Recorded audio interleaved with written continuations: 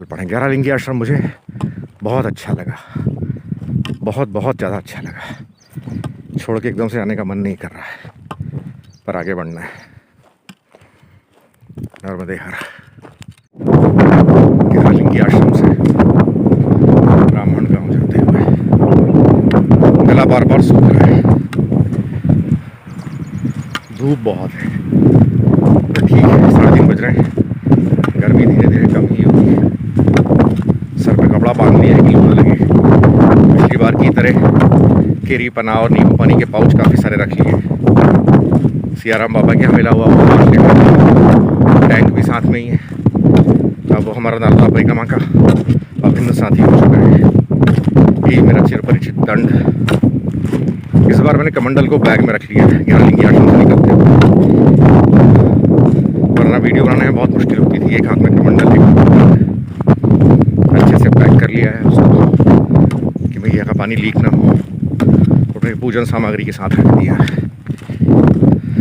उस पूजन सामग्री वाले जिस पॉकेट में रखा है बैग के, उसके साथ ही मैंने स्लीपिंग मैट्रेस और स्लीपिंग बैग लगा रखा है, ताकि किसी भी तरफ से रखूं वो ज़मीन से टच ना होने पाए। चारू महाराज जी पीछे चल रहे हैं। पता नहीं क्यों यहाँ इस इलाके के इतने परोपकार और सबको देखते हुए बार बार एक ही बात का ख्याल आ रहा है। चेचली नर्मदा के दक्षिण तट पे और उत्तर तट पे है धर्मपुरी। धर्मपुरी नाम से ही कुछ न कुछ शंका होती है कि शायद प्राचीन स्थल है, और वो है भी प्राचीन स्थल। धर्मपुरी द्वापर युग के समय भी था। धर्मपुरी का नाम क्या था उस वक्त ये नहीं पता, पर धर्मपुरी का नाम धर्मपुरी हुआ ही इसलिए कि वहाँ धर्मराज युधिष्ठिर ने तपस्या की थी जब वो अज्ञातवास में थे, ऋषि लोमश के साथ आए। धर्मपुरी की से जुड़ी एक और बहुत प्यारी चीज़ है कि जब त्वष्टा ने अपने तपस्या से और हवन से वृत्तासुर को पैदा किया, जहाँ तक मेरा ख्याल है त्वष्टा से ही वृत्तासुर, या वृत्तासुर के संहार के बाद ऋषि ने त्वष्टा को पैदा किया था। कन्फ्यूज़न है, मुझे कंफर्म करके बता दूंगा। पर वृत्तासुर के वध के लिए इंद्र को एक ऐसे हथियार की आवश्यकता थी जो उसके पहले अवेलेबल ही नहीं था, और उस हथियार के लिए चाहिए थी किसी परम तपस्वी ऋषि की अस्थियाँ। तो ऋषि दधीची ने अपनी अस्थियों का दान किया था, जिससे इंद्र ने वज्र बनाया और वृत्तासुर को मारा। वो ऋषि दधीची धर्मपुरी के ही थे, यही उनकी तपस्या स्थली थी, यही आश्रम था। पता नहीं उन ऋषि के तपस्या का पुण्य भाव है या क्या, यहाँ लोगों में वैसी ही परोपकार की भावना दिखाई देती है। अभिभूत हूँ।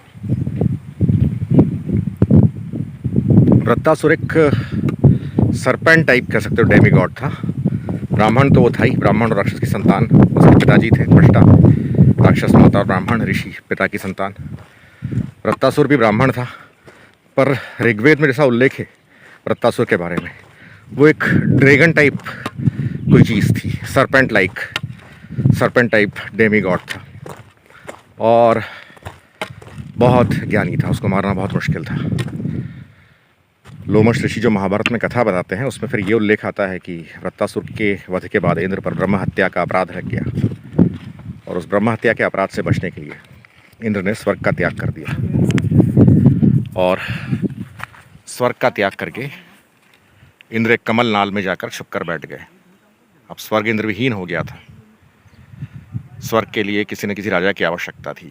देवगुरु बृहस्पति और सभी ऋषियों ने मिलके कुरुवंश के एक राजा से, अब मैं नाम भूल रहा हूँ वो कौन थे, राजा पुरु थे या कौन थे, कुरुवंश के एक राजा थे, कमेंट में यहाँ पे लिख दूंगा मैं जब मुझे नाम याद आएगा। तो उनसे अनुरोध किया कि पूरी पृथ्वी पर आपके समान कोई है ही नहीं जो इंद्रासन को संभाल सके।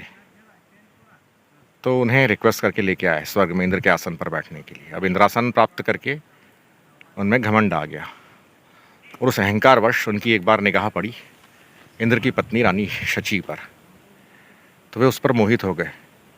तो शची के सामने उन्होंने स्वर्ग के राजा के रूप में प्रस्ताव रख दिया कि अब चूँकि इंद्र मैं हूँ तो तुम्हें मेरी पत्नी बनना होगा। शची बहुत पतिव्रता नारी थी, वो कैसे स्वीकार करती इस चीज़ को। बड़ी उधेड़-बुन में फंस गई। वे देवगुरु बृहस्पति के पास गई, और देवगुरु बृहस्पति ने उन्हें एक उपाय सुझाया। तो सचिन ने कहा मैं आपसे विवाह के लिए तैयार हूँ, पर मेरी शर्त यह है कि आप एक ऐसी पालकी में मेरे पास में आए जिस पालकी में को सप्तऋषि ढो रहे हों। अब इंद्र ने आदेश दिया सप्तऋषियों को, सप्तऋषि त्यागी ऋषि थे, वो उस राजा को जो इंद्र बन चुका था उसको पालकी में बैठाकर उस पालकी को उठाए ले चले। अब वो कहार तो थे नहीं, तो वो धीरे धीरे चलते उनकी गति धीमी हो जाती और राजा बहुत ज़्यादा उत्सुक था शची से मिलने के लिए, तो बार बार बीच बीच में उनको सर्प सर्प करके कुछ न कुछ बोलता रहता सप्तऋषियों को। सर्प मतलब संस्कृत में होता है जल्दी चलो। तो अब सप्तऋषि अपनी गति से चल रहे थे, कोई रेगुलर कहार तो थे नहीं कि बहुत तेज़ी से उठा के दौड़ जाते हैं उस राजा को। तो उस राजा को गुस्सा आया और उसने एक सप्तऋषि की पीठ पर लात मार दी सर्प सर्प चिल्लाते हुए। तो सप्तऋषि ने वहीं पालकी पटक दी और वो राजा जो है उसको श्राप दिया कि तुम सर्प सर्प बोल रहे हो, जाओ तुम सर्प बन के ही धरती पर पैदा हो जाओ। और वो जो राजा इंद्र बन चुका था वो उसी क्षण पालकी से नीचे गिरा धरती पर एक अजगर के रूप में और कुएं में गिर गया। वो उत्तराखंड या उत्तर प्रदेश के आसपास कहीं वो स्थान है जहाँ वो गिरा था राजा। लोमश ऋषि ने वहाँ युधिष्ठिर से कुछ पूजा और हवन करवा के और फिर वहाँ पे उद्धार करवाया था उस सर्प का, और वापस दिव्य शरीर धारण करके स्वर्ग गया था एक नॉर्मल आत्मा के रूप में। तो खैर वो राजा की कहानी तो डिफरेंट हो गई, पर दधीची और धर्माढ्य युधिष्ठिर का यज्ञ दोनों से जुड़ा हुआ स्थान है धर्मपुरी। मैं ये कहानी सुना रहा था यहाँ एक जगह, और ये किसान बैठे बैठे मेरी कहानी सुन रहे थे देख रहे थे कि कौन पागल आदमी है जो मोबाइल से बकवास कर रहा है। एनीवेज, चारू आगे निकल चुका है, नर्मदे हर बाबा। चारू आगे निकल चुका है, अब चारू के पीछे पीछे मैं फिर से गन्ने की खेत और खतरनाक धूप। आगे मिलते हैं केरी पना ब्रेक पर, मैं और महाराज जी रुके हुए। ये किसी का खेत है, इस रास्ते से हम चलते हुए आए और यहाँ छाँव दे के रुक गए। ये हमारा सामान है और इस बार मैं देख के ये ट्रेवॉक का बैग लेके आया था अमेज़न से। उम्मीद है कि ये टिक जाएगा।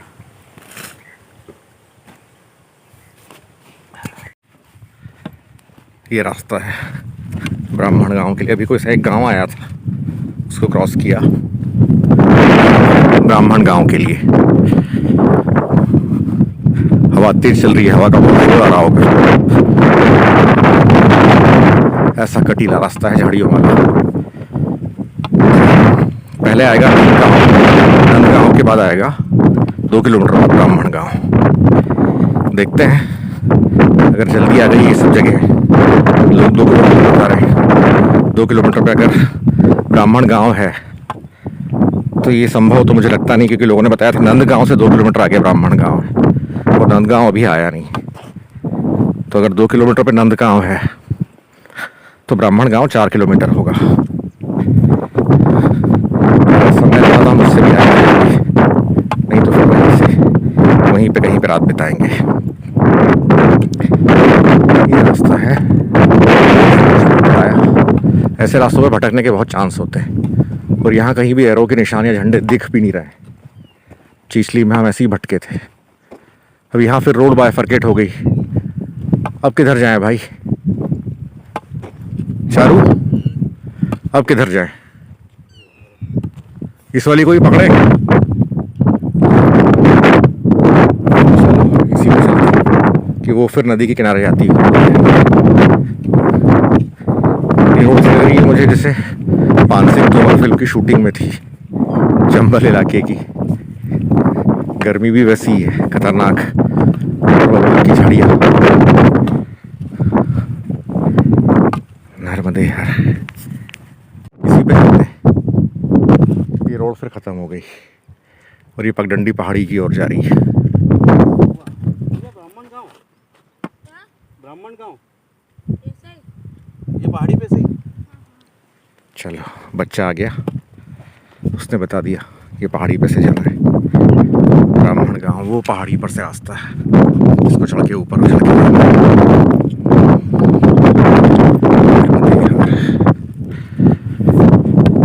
चल दिए ब्राह्मण गांव के बबूल की तरफ।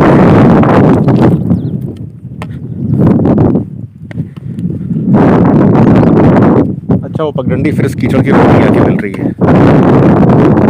कंफ्यूज हो गए थे, जा रही है कीचड़ की तरफ, हमको लगा गंदी की तरफ चली जाएगी।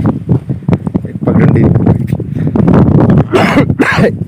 एक पगडंडी निकल रही थी।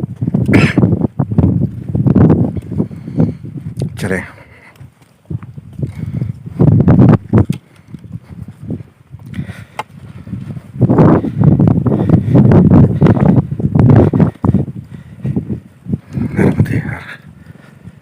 मोटरसाइकिलें भी आ रही है। चलो फिर इतना सुनसान रास्ता नहीं है। नर्मदे हर।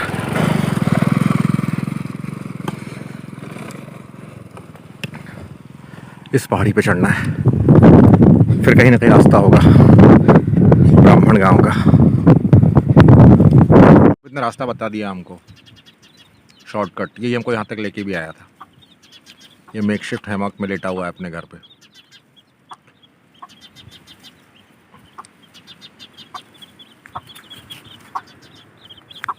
ये घर है और ये मुर्गी और उसके चूजे घूम रहे हैं। ये बालक ने रास्ता बताया। ले बेटा,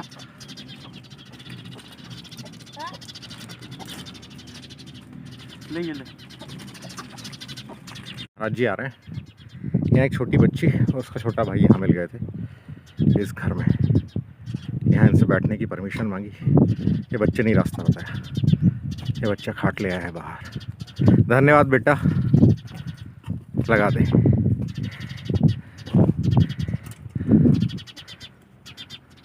नहीं खसकेगा दर से, उसके आसपास ही लगा दे कहीं पे। हाँ धन्यवाद बेटा, खुश रहे। बस यहाँ आराम करेंगे। बहुत चिलचिलाती धूप है। वो पूरा एरिया क्रॉस करते हुए, पहाड़ियाँ ऊपर नीचे करते हुए। बहुत भटकने वाले रास्ते थे। अगर ये बच्चा साथ नहीं होता तो बहुत ज़्यादा भटक जाते। यहाँ वहाँ बहुत रास्ते निकल रहे थे।